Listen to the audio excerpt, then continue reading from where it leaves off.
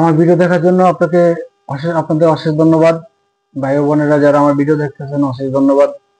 আমরা আরেকটা টপিক নিয়ে আলোচনা করবো আজকে, যে সালাউদ্দিন এসে পড়লো দৌড়াইয়া ইন্ডিয়া থেকে, মানে রয়ের প্রশিক্ষণ প্রাপ্ত একজন তুখার নেতা সালাউদ্দিন এসে পড়লো। আমাদের ভাইস চেয়ারম্যান আসতে পারলো না, দুঃখের ব্যাপার। বিএনপির জন্য এটা খুব খারাপ ব্যাপার। সালাউদ্দিন 6 তারিখে দৌড় দিল, মানে কৃতজ্ঞতা স্বীকার করে না এরা, ছাত্র জনতার কৃতজ্ঞতা স্বীকার করে না।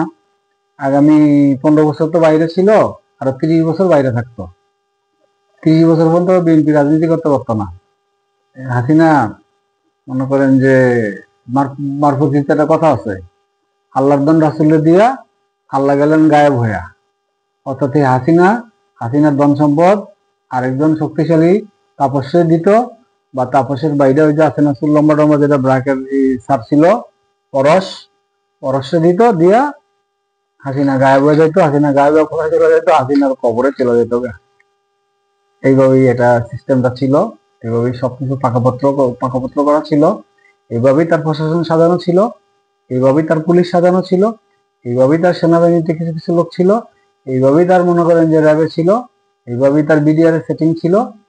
এখন দৌড়ে আইসা পড়লো যে বাহ বাহ বাহ, কি মজা কি মজা, সালাউদ্দিন সাহেব মজা খাচ্ছি, হাতে তালি দিচ্ছি। মানে আপনার জন্য দুটো তালি হইলো, যে তালি দিলাম সালাউদ্দিন সাহেবের জন্য। যে নেতা ঘুমাচ্ছে লন্ডনে, সালাউদ্দিন ঘুমাচ্ছে গুলশানে। কি ভাই, নেতা ঘুমাচ্ছে লন্ডনে, সালাউদ্দিন ঘুমাচ্ছে গুলশানে। ও থাকে ভাই উত্তরা, তো গুলশান তো দামি জায়গা, তো যার জন্য গুলশানের কথা বললাম।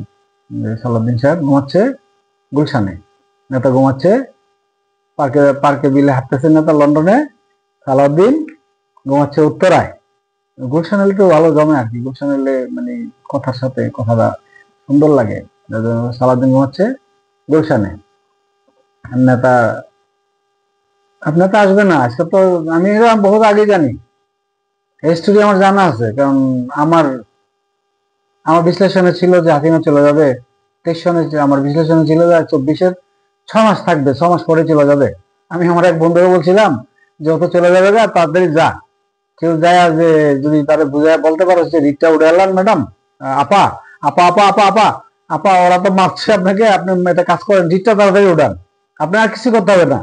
আপনি যদি বলেন যে রিটকারী, ওরে তো উল্টা বুঝাইছে যে ইয়ায় ওই যে কেরানির পোলাটা, এই যে কেরানির পোলাটা কি নাম জানি, যেটা অ্যাটর্নি জেনারেল ছিল, টাকলাটা, এই টাকলাটা আরো উল্টা বুঝাইছে, আর হইলো যে আইনমন্ত্রীটা উল্টা বুঝাইছে, কোটা কাঁঠালটা নিয়ে উল্টা বুঝাইছে। আমি আমার এক বন্ধুরে বলছিলাম যেটা কাজ করো, যাও যাও আমার তরফ থেকে যা বলো গা, প্রথম দিন যে যুদ্ধটা লেগে যেতেছে, তখনও মারা যায় না, অথবা একজন মারা গেছে সকালে, আর বিকালে মারা গেল টোটাল 8 জন।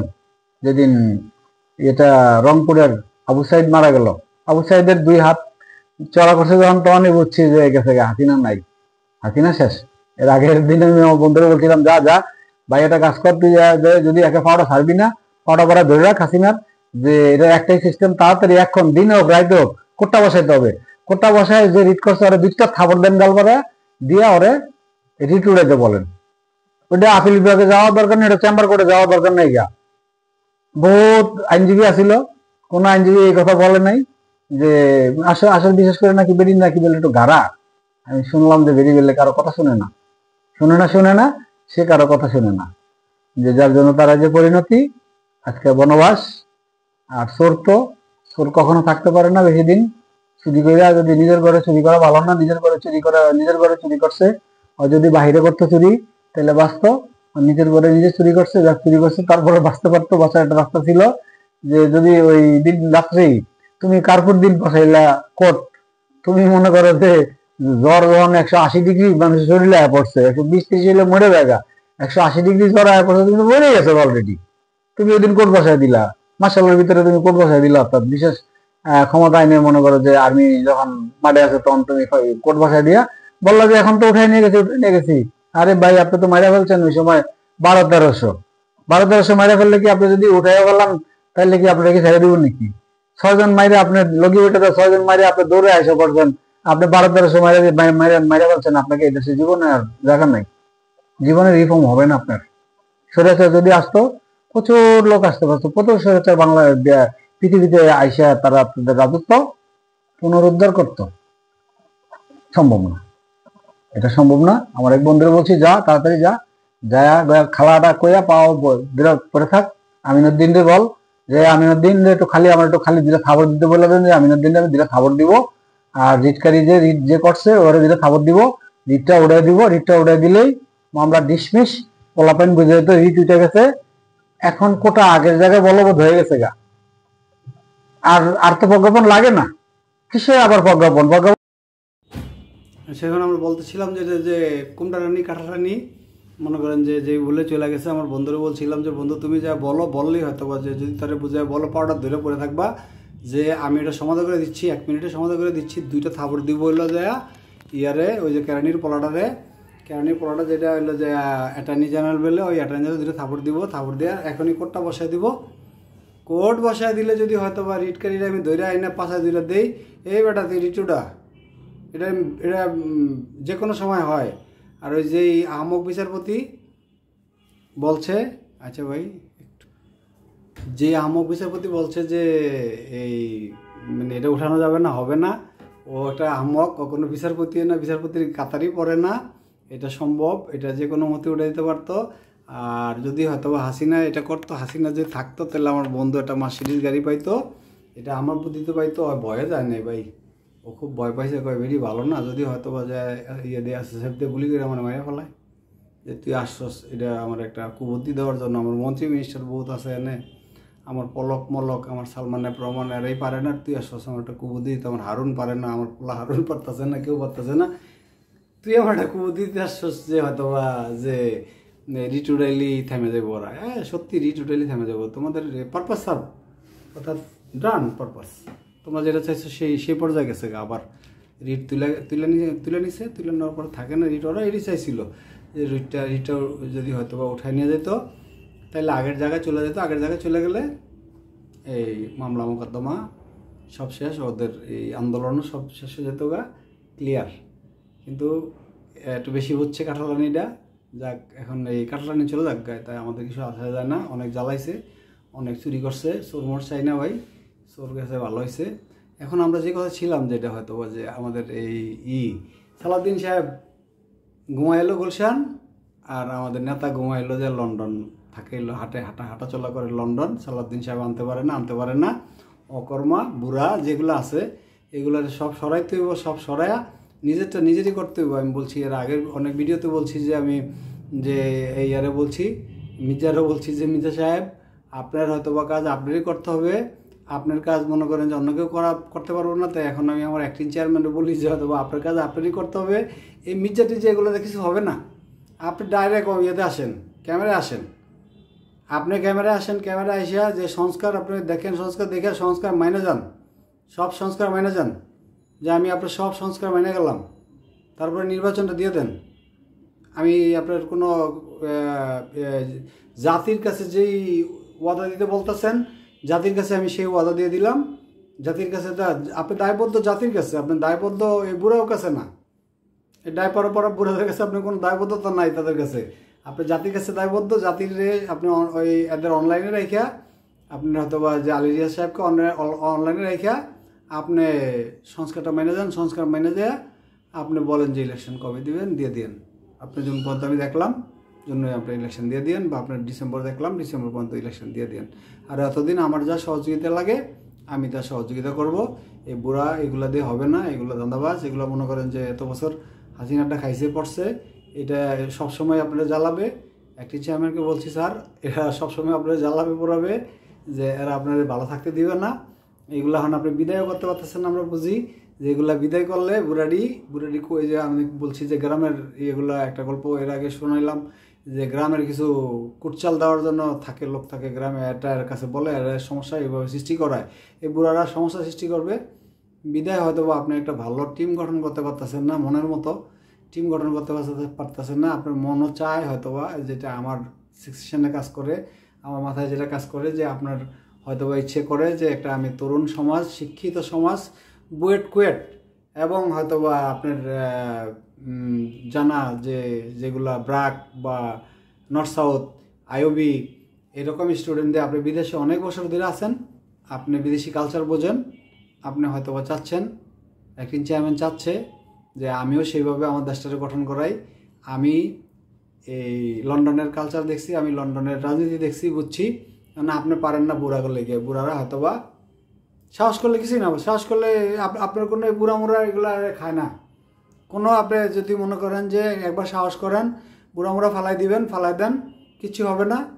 আপনার সংস্কার ওই যে অনলাইনে সংস্কার মাইনে যান, মাইনে যা বুড়াটির ফালাই দেন, বুড়া ফালাই দিলে কিচ্ছু হবে না।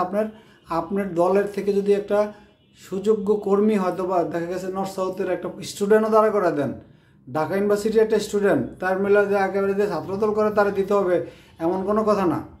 আমরা এইভাবেও দেখছি যে সাবেক প্রধানমন্ত্রী বেগম খালেদা জিয়া বিভিন্ন জায়গায় যখন মানুষের হয়তো বা সেটিং করছে, যাদের ইয়েতে সচিবালয়ে এসপি বা ডিসি সেটিং করছে, তখন জিজ্ঞাসা করছে যে কি করে, বলছে যে তো একটু আওয়ামী লীগ করে, আওয়ামী লীগ পন্থী। তখন বেগম জিয়াকে হয়তো বা বেগম জিয়া আরেকটা প্রশ্ন করছে, হয়তো বা তার মন্ত্রীরা একটা প্রশ্ন করছে, বা তার যে খুব ভালো সহযোগী ছিল তার প্রশ্ন করছে যে আচ্ছা সে করুক আওয়ামী লীগ, লোক কীরকম? বলছে না, লোক ভালো। যে লোক ভালো হলে পোস্টিং দাও, করুক আওয়ামী লীগ করুক, সমস্যা নেই, ওরা আওয়ামী লীগ করবো, আমার কী ইচ্ছে, লোক ভালো হলে আমার জন্য কাজ করবে। তা আপনার লোক ভালো লাগবে, আপনি ছাত্রদল দেখেন না, এগুলো দেখেন না, না দেখে আপনি দেখেন হলো যে ভালো স্টুডেন্ট, ব্রেনি, যার ব্রেন আছে, যারা হয়তো বা দেশ বিদেশে লেখাপড়া করতে চলে যায়, আমাদের মেধাগুলা, এগুলারে থামাইতে পারেন নাকি? এগুলার থামায় রাজনীতিতে আনেন, বুড়াগুলারে বিদায় করেন, এগুলো কোনো কাজের না। পারে না, রাজনীতি পারে না, জানে না, কিছুই জানে না, বাদ দিয়ে দেন, বাদ দিয়ে হয়তো বা এইভাবে এটা গঠন করেন। আপনি দেখেন যে আপনার কাছে কেউ আসতে পারবে না। কোনো পার্টি যদি আপনার কাছে আসতে পারে, তারপর আপনি আমাকে বললেন, আমি চ্যালেঞ্জ করলাম যে আপনার কাছে কেউ আগে আসতে পারবেন না। কিন্তু যতদিন পর্যন্ত আপনি এই বুড়াদের সামনে ধরতে হইবেন, অথবা আর এলো আপনি পিছনে থাকবেন, আপনাকে ওরা কুবুদ্ধি কুপরামর্শ দিবে। ওরা হয়তো বা চাবি রাখতে চায় ওদের হাতে। ওরা মনে করেন যে হয়তো বা যদি চেষ্টা করবে ক্ষমতা আসার জন্য, ক্ষমতা আসা খুবই দুষ্প্রাপ্য ব্যাপার হয়ে দাঁড়াইছে এটা, যে ক্ষমতা আমি দেখি না যে অনেক দূর ক্ষমতাটা, যদি হয়তো বা আপনি নিজে না ধরেন হাল, আপনি নিজে না ধরলে ক্ষমতা অনেক দূরে, ক্ষমতা পাওয়া এত সোজা না। ক্ষমতা যদি আপনি মনে করেন পাইতে নেই, তাহলে আপনি দেশে এসে পড়তে পারতেন, আপনি টিকিট কাটবেন, এসে পড়বেন, কই আপনার তো সেভাবেই ধরে রাখছে। আপনি হয়তো বা ট্রাভেল পাস নিয়ে রাখছেন, ট্রাভেল পাসে লেখাই আছে you fly any country without Bangladesh, লেখাই আছে। আর যদি আপনি ফ্লাই করতে চান, এখন ফ্লাই করতে পারবেন। আপনার এই ট্রাভেল পাস জমা দিয়ে দিতে হবে, আপনার এম্বাসি থেকে, বাংলাদেশ এম্বাসি থেকে আউটপাস নিতে হবে। কিন্তু বাংলাদেশ সরকার আপনাকে এখন আউটপাস দিবে না। যদি আপনি এই সংস্কার না মানেন, এই বুড়াদের কথা শুনেন, তাহলে আপনার হয়তো বা রাজনীতি অন্ধকার গলিতে চলে যাবে একবারে। টানেল এই মাথা থেকে ওই মাথা পর্যন্ত অন্ধকার দেখবেন, টানেলে কোনো আলো দেখবেন না। আমার মতে এই বুড়াগুলো ভালো না, এরা কোনো ইয়েই না, বোঝে না, এরা কিছুই বোঝে না, খালি বোঝে হইলো অর্থনীতি, নিজের পকেট নীতি ছাড়া কিছু বোঝে না, কারো কোনো আয় রোজগার কিছু নাই। এরা সারা বছর খাইছে হইলো যে মনে করেন যে আওয়ামী লীগের টাকা, আর আগামীতে ক্ষমতা আসবে, চুরি করবে, বাটপারি করবে, এটা শিওর, আমি এটা শিওর, এতে কোনো সন্দেহ নাই। যে আপনি মনে করেন যে সন্দেহের কোনো কিছু নাই, এটাই হবে আগামী দিনে, এটাই হবে। আমি আবারও বলি আপনাকে যে নিজের রাজনীতি নিজে করেন, নিজের রাজনীতি নিজের হাতে নেন, এগোরে তারান। অনলাইনে রাজনীতি চলে, অনলাইনে আপনি সবার সাথে কথা বলতে পারবেন, বদিউল আলম চৌধুরীর সাথে কথা বলতে পারবেন, আলী রিয়াজের সাথে কথা বলতে পারবেন, আপনি ডক্টর খলিলের সাথে কথা বলতে পারবেন। কে আপনার সাথে কথা বলতে চাইলে কথা না বলতে বাংলাদেশে আছে যে আপনার কথা শুনবেন না, আপনার সাথে কথা বলবেন না? এমন নেতা কি আছে বাংলাদেশে, বা এমন কোন ব্যক্তিত্বরা আছে আপনার কাছে? আপনি শহীদ প্রেসিডেন্ট জিয়াউর রহমানের ছেলে, এটা মনে রাখতে হবে। এটি আপনার অনেক বড় পরিচয়। যে আর বাকিটা হইল পরে, যে আপনি শহীদ প্রেসিডেন্ট জিয়াউর রহমানের সন্তান। এখানে আপনার সাথে সবাই কথা বলবে, এক পরামর্শ বাদ দেন, এই বুদ্ধিজীবীরা চলবে না। ভালো বুদ্ধিজীবী নেন, ইয়াং বুদ্ধিজীবী নেন, কাজে লাগবে। ছোটো ছোটো ছেলেদের অনেক বুদ্ধি আছে, দেখেন না আশিক চৌধুরীর কী বুদ্ধি, এরকম বুদ্ধিওয়ালা নেন, এগো বাইক পাঠায় দেন। এগুলো প্যারালাইসিস হয়ে গেছে গা অনেকের দেখা গেছে যে শরীর চলে না, এগুলো তো হবে না। কারণ আপনি যদি মনে করেন যে 15 বছর কষ্ট করছে, ওরা কোনো কষ্ট করে না আপনার জন্য, বাংলাদেশে আমরা ছিলাম, আমরা দেখছি যে ওরা কোনো কষ্ট করে নাই, ওরা কোনো রাজনীতি করে নাই, ওরা বাড়িতে ঘুমাইছে, টাকা পয়সা নিয়ে বাড়িতে ঘুমাইছে, আপনার কর্মী করে কষ্ট দিছে, এটাই করছে। ওকে, যদি বুঝে থাকেন তাহলে এরকম ভিডিও আবার দিলে দেখতে পারবেন। আমার ভিডিও যারা দেখেন সবাইকে ধন্যবাদ। আশা করি সাবস্ক্রাইব করবেন, শেয়ার করবেন, লাইক করবেন, কমেন্ট করবেন, আপনার বন্ধুকে দেখতে বলবেন। ওকে, বাই বাই।